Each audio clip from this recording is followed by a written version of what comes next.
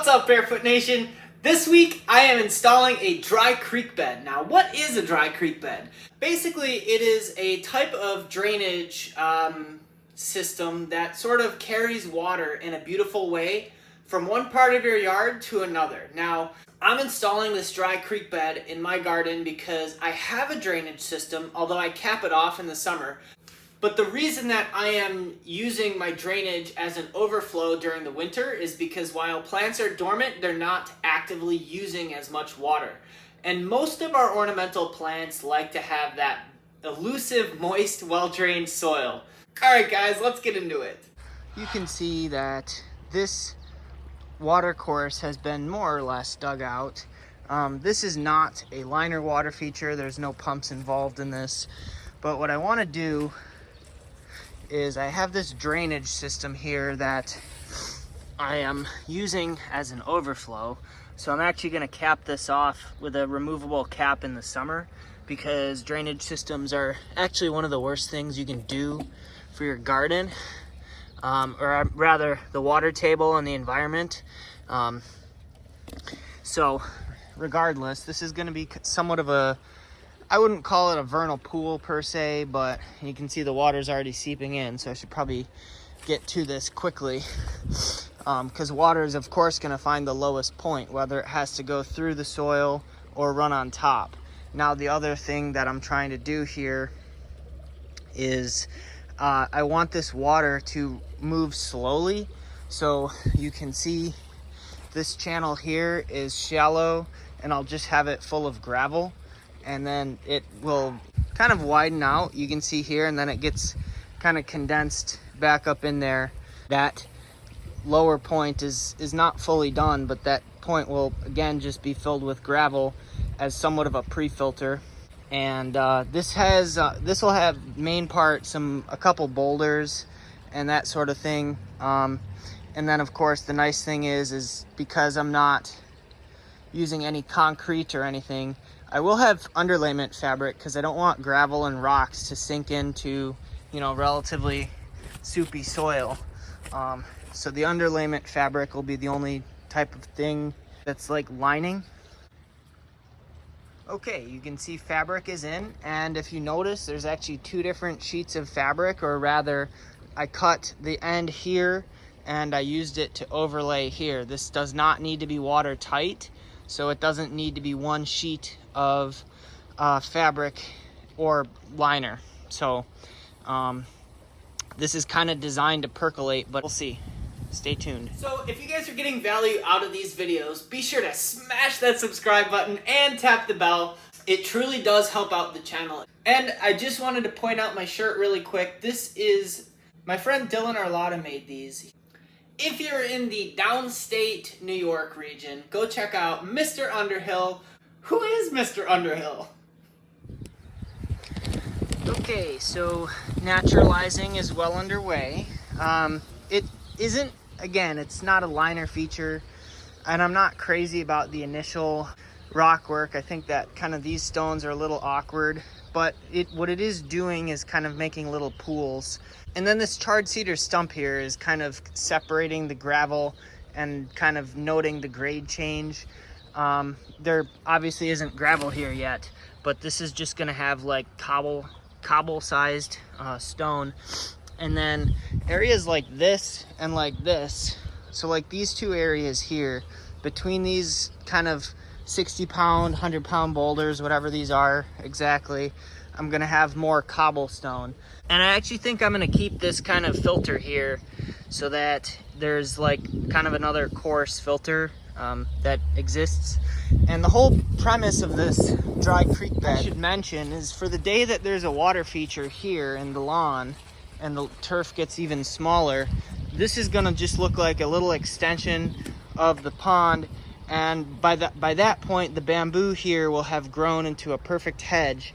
And this is just gonna look as though the water of the future pond will just kind of flow off into Neverland or Narnia, or, take your pick. I guess, I don't know, flow off into the jungle is kind of like what this is supposed to represent.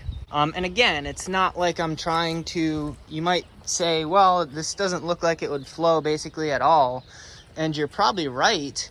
But again, I'm not trying to have the water, which would be standing and pooling here, like rush down this. You know, it's really supposed to be a pretty slow, gradual meander to the drain when the drain is open during the winter. So there's gonna be a period of the summer, like basically from April until, I don't know, whenever the plants go dormant, that this drain is gonna be capped off, because again, it's terrible for your watershed to be using your drainage systems all season long. It's only for overflow in my case. And then of course I tried to find a home for this piece of art, which you might think is goofy looking, but I actually think those two blue dead shrubs are kind of neat. Anyway, all right guys, making good progress here. You can see this fabric is starting to disappear, and I think it looks pretty good. You can see that what I have left to do now is I have to stretch this and cut a hole into the fabric so that I can fit it around this. Just kind of clean up the edges and continue to do that. I'd like to get a couple more big boulders just to have, you know, so that I can mix them in if I need to. But I'm also really stoked that I was able to use the cedar log that just wouldn't burn in a project instead of, it's funny how stuff works like that sometimes. And the other nice thing that I was thinking of while I was working was the bamboo. If this were liner, you could not have running bamboo this close, because this is more than one summer's growth, one summer's spread. And so this bamboo here I really could just like let it totally puncture through and put some little roots into that little pool if it wanted to. But most bamboos actually don't really like sopping wet soil, contrary to, I don't really know where that came from. But yeah, progress is good. I actually like this combo a little bit more now that there's other stuff going on, and I'll show it to you from the other side. But yeah, so you can see that this kind of fits together nicely. Some of these rocks are really cool sedimentary rocks. A lot of times the detail work will really help and improve, especially for another project like this, another project similar to the stonework over there, to where, except for the big boulders, the 6 big boulders, this is all just recycled stuff, just, you know, offcuts of fabric from a project that, utilizing this fabric here will get cut away. So yeah, I guess I'll quit yakking and keep on working. So this is what it looked like last year upon completion. You can see that it is kind of creek-like, although I did let it get pretty jungly and overgrown, kind of on purpose. But yeah, without further ado, let's see what it looks like.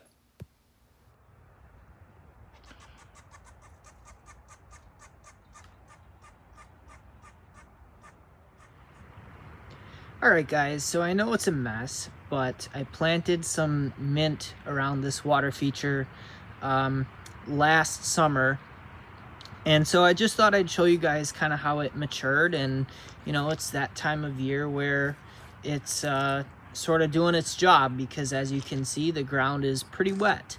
So this is too much water for most ornamental plants that want that elusive, moist, well-drained soil. It's really functioning exactly how I want it to function. You can see that there's no visible water movement, so it's not like a creek. And so you can see here too that this is kind of the end part of the little dry creek bed project. And I just pulled up some mint and it smells fantastic. But you can see that the miscanthus, I actually had a brick in right here over the summer, but when I pulled that away, and the miscanthus has done exactly what I was hoping it would do and cling to that fabric so that it stays against the wall. And there's even a bit of rhizome that's poking out. And of course, this is easy to maintain. These miscanthus grasses are, very easy to divide if you needed to. This is the giant miscanthus, and it's cool because it has a much more bamboo-like stem than your average grass because it grows to that height. So oftentimes what they do, I'm distracted, but oftentimes what they do is they'll shed these lower leaves even midsummer, and then if you peel them off, they actually come off pretty easily. Then you get this nice reddish cast to the stem. And it is in fact working as an overflow to just take off the very excess water and send that away. And the rest is gonna percolate down into the ground slowly.